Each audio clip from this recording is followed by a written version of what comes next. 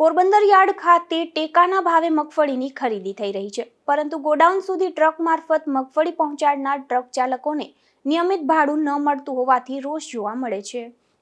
Porbandar marketing yard ખાતે ખેડૂતો પાસે ટેકાના ભાવે મગફળીની ખરીદી થઈ રહી છે, તેને વિવિધ ગોડાઉન ખાતે પહોંચાડવા માટે ખરીદ ટ્રાન્સપોર્ટરને કોન્ટ્રાક્ટ અપાયો છે, પરંતુ ટ્રાન્સપોર્ટર દ્વારા આવા ટ્રક ચાલકો કે ટ્રક માલિકોને નિયમિત ભાડું ચૂકવવામાં આવતું ન હોવાની ફરિયાદો ઉઠી છે।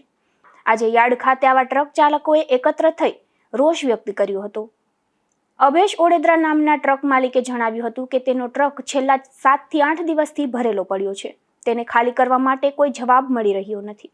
છેલ્લા 2 મહિનાથી ટ્રક ચલાવી રહ્યા હોવા છતાં હજુ સુધી તેમને પૂરતું પેમેન્ટ મળ્યું નથી। જ્યારે ટ્રાન્સપોર્ટરને ફોન કરે ત્યારે ગોડાઉન ખાલી ન હોવાનું અને પૈસા આવ્યા ન હોવાનું જણાવી દેવામાં આવે છે।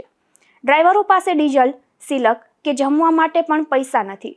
ટ્રક પડતર હોવા છતાં પણ ભાડું આપવામાં આવતું નથી।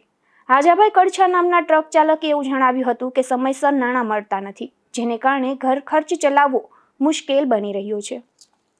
અત્યાર સુધીમાં અંદાજે 45 થી 50 જેટલા ફેરા કર્યા છે, પરંતુ તેટલા કામ સામે તેમને માત્ર 50,000 રૂપિયા જ મળ્યા છે, જે 3 મહિનાના સમયગાળા માટે ખૂબ જ ઓછા છે।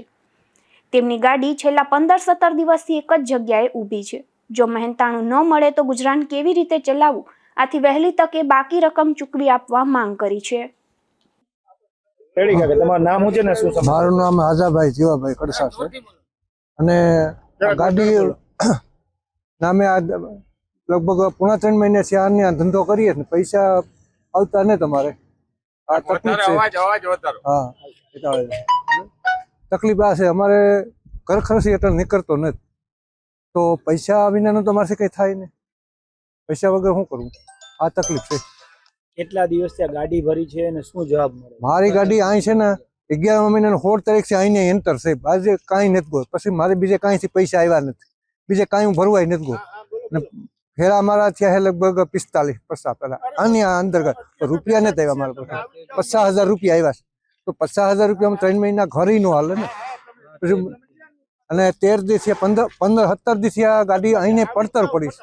હવે એમાં અમને એમ કે આજે આજકાલ ચાલુ થાય તો અમે નથી દે શકતા, તો એ પણ અમે ત્યાં બેઠા અમે આ ઊભા છે, એ પણ એને હિસાબે રાખડી જઈએ તો એ કહે કે તમે ભાગે કે અધૂરું મૂકે ને, તો અમારે શું કરવું? બસ આ પ્રોબ્લેમ છે। મારું નામ અભેશ લખુ વડોદરા, મારો ટ્રક નંબર DJ25T8889। પછી મારો ટ્રક આજે ભરેલો પડ્યો છે શનિવારના દિવસનો, એને લગભગ 7 થી 8 દિવસ આજે થાય છે। પછી અમને પૈસાનો પણ જવાબ નથી મળતો, ટ્રક ખાલી કરવાનો પણ જવાબ નથી મળતો। મારો ટ્રક આજે ભરેલો પડ્યો છે 8 દિવસ થયા। અને બીજા નંબરની વસ્તુ એ કે નાથાભાઈ વસ્તુ ગમે અહીં હાલવા આવ્યા તો નાથાભાઈને ફોન કરીએ તો એનો જવાબ એવો મળે કે અમારી પાસે પૈસા નથી, કે અમારી પાસે ગોડાઉન નથી। આ રીતના અમને વ્યવહાર કરવામાં આવે છે। અને ડીઝલના પૈસા માગીએ, ડીઝલના પૈસા પણ આપતા નથી, સિલિકના પૈસા માગીએ તો એ પણ આપતા નથી। તો અમે કહીએ કે અમારી આગળ જમવાના પૈસા નથી, તો એ પણ પૈસા અમને દેવામાં આવતા નથી, બરોબર। આજે 7 થી 8 દિવસ ત્યાં મારો ટ્રક પડ્યો છે। આ કોર્ટના માર્કેટ યાર્ડના અંદર અમે આવેલ છે, એની એન્ટ્રી પાસ પણ અમારી આગળ છે, એના કેમેરામાં પણ એ લોકો જોઈ શકે, અને અમે અમારી આગળ પૂરેપૂરા પુરાવા પણ છે। એની ભાડા સીટકી છે, આજે 2 મહિના ત્યાં અમે બધા જો ડ્રાઈવર લોકો બધા છે, ટ્રક માલિકો પણ છે, આજે 2 મહિના ત્યાં ટ્રકો હલાવ્યા છે, અને બધા આગળ ભાડા સીટક્યું પણ છે।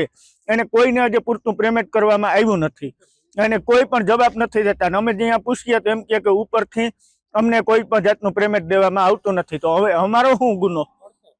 પડતર ભાડું પણ અમને દેવામાં આવતું નથી। આ રીતના અમારી સમસ્યા છે। આ મામલે ટ્રાન્સપોર્ટર નાથાભાઈએ એવું જણાવ્યું હતું કે તમામ ટ્રક ચાલકોને અગાઉ ડીઝલ પણ પુરાવી દીધું હતું અને તમામને જરૂરિયાત મુજબ ઉપાડ પણ આપ્યો હતો। છેલ્લા 20 દિવસથી સંઘમાંથી પૈસા આવ્યા નથી, એટલે ચૂકવવામાં આવ્યા નથી। રકમ આવીએ તમામને ચૂકવણું કરવામાં આવશે। નિપુલ પોપટ સાથે અશોક થાનકી, ગુજરાત ન્યૂઝ, પોરબંદર।